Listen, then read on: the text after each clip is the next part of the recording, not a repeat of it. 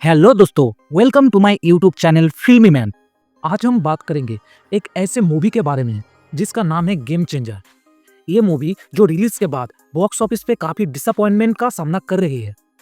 आपने सुना ही होगा, बॉक्स ऑफिस पर किसी मूवी का फ्लॉप होना ना सिर्फ फिल्म मेकर्स के लिए बल्कि पूरी इंडस्ट्री के लिए एक बड़ा झटका होता है। और गेम चेंजर के केस में यही हो गया। तो आज हम इस वीडियो में गेम चेंजर मूवी के बॉक्स ऑफिस डिजास्टर के पीछे की असली वजह समझेंगे। चलिए बिना टाइम वेस्ट किए आज की वीडियो शुरू करते हैं। Weak story line.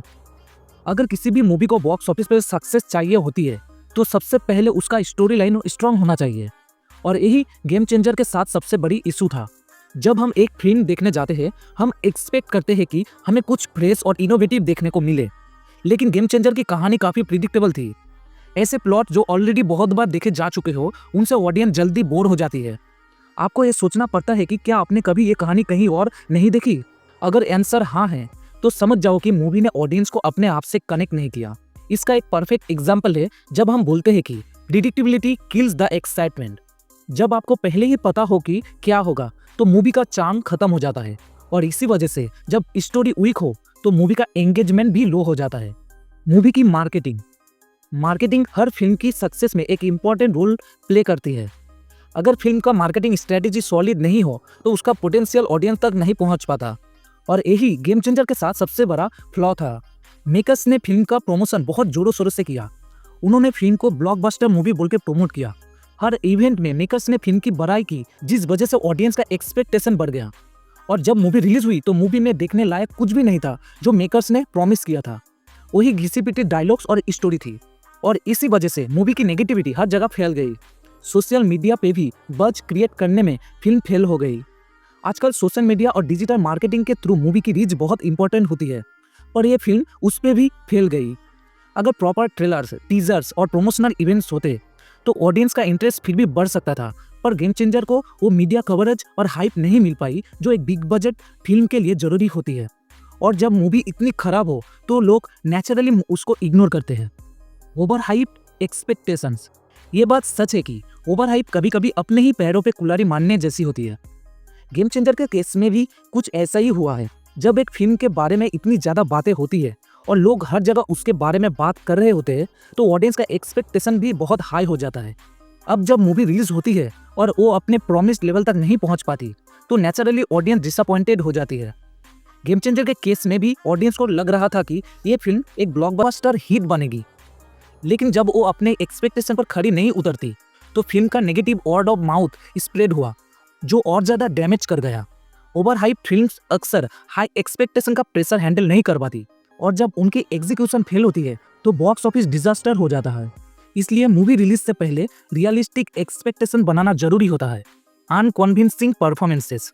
रामचरण के फैंस उनसे एक स्ट्रॉन्ग और इम्पैक्टफुल रोल की उम्मीद करते हैं, स्पेशली RRR के बाद, जिसमें उन्होंने अपने एक्टिंग और स्क्रीन प्रेजेंस से ग्लोबल लेवल पे धमाका कर दिया था।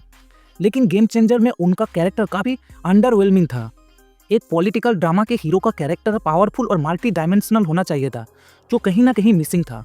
उनका रोल सिर्फ एक लार्जर देन लाइफ हीरो बनने तक सीमित था, लेकिन कैरेक्टर के इमोशंस और स्ट्रगल्स को ज़्यादा डेप्थ में नहीं दिखाया गया। इस वजह से ऑडियंस रामचरण के कैरेक्टर से इमोशनली कनेक्ट नहीं कर पाई और उनका टैलेंट वेस्ट होता नजर आया। गेम चेंजर के एक्टर्स ने अपनी रोल्स में वो डेप्थ और इंटेंसिटी नहीं लाई जो एक सक्सेसफुल फिल्म में होनी चाहिए थी। और जब ऑडियंस अपने फेवरेट कैरेक्टर से कनेक्ट नहीं कर पाती तो उनका इंटरेस्ट फिल्म में नेचुरली कम हो जाता है। Pacing and run time issues. Game changer की पेसिंग और रन टाइम भी एक बड़ी प्रॉब्लम थी। फिल्म अननेसेसरीली लंबी थी, जिसमें कई सीन्स रिपीटेटिव और अनइम्पॉर्टेंट लगे। आज की audience fast paced story telling पसंद करती है, लेकिन यहाँ स्टोरी इतनी स्लो थी कि ऑडियंस का इंटरेस्ट मिड वे लूज होने लगा। कहीं कहीं लगता था कि स्टोरी को अननेसेसरीली ड्रैग किया गया है, जो ओवरऑल इम्पैक्ट को वीक बनाता है। अगर एडिटिंग टाइट होती है और अननेसेसरी सीन्स को कट किया जाता तो फिल्म ज़्यादा एंगेजिंग होती और इम्पैक्ट भी स्ट्रॉन्ग होता। Songs and their placement. Indian cinema में सॉन्ग्स का अपना इम्पोर्टेंस है, लेकिन उनका प्लेसमेंट और रिलेवेंस मैटर करता है। गेम चेंजर में सॉन्ग्स अननेसेसरी लगे जो स्टोरी के फ्लो को ब्रेक करते हैं। सोचने वाली बात तो ये है कि इस मूवी के सॉन्ग्स में 75 करोड़ रुपए खर्च हुए हैं, जो अगर मूवी में नहीं भी होता तो स्टोरी में कुछ फर्क नहीं पड़ता। एक पॉलिटिकल ड्रामा जिसमें इंटेंसिटी और थ्रिल होना चाहिए था, उसमें ज़्यादा गाने और उनका गलत प्लेसमेंट ओवरऑल इम्पैक्ट को कम कर देते हैं। सॉन्ग्स को स्टोरी के टोन और पेसिंग के अकॉर्डिंग यूज करना चाहिए था, जो यहाँ मिसिंग था। Weak villain and conflict.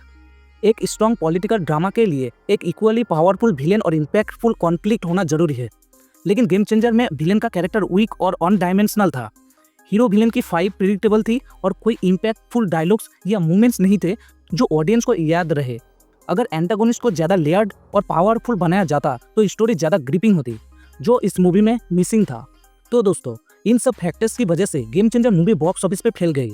Week story line, over hype marketing, over hype expectation, unconvincing performances और वीक विलेन, ये सब मेजर रीजन थे इसके डिजास्टर का।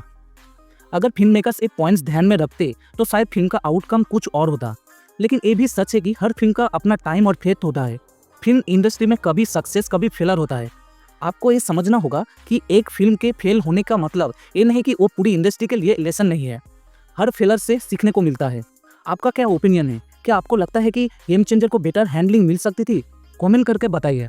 और अगर आपको ये वीडियो पसंद आई हो तो लाइक करें, शेयर करें और सब्सक्राइब करना ना भूलें। धन्यवाद।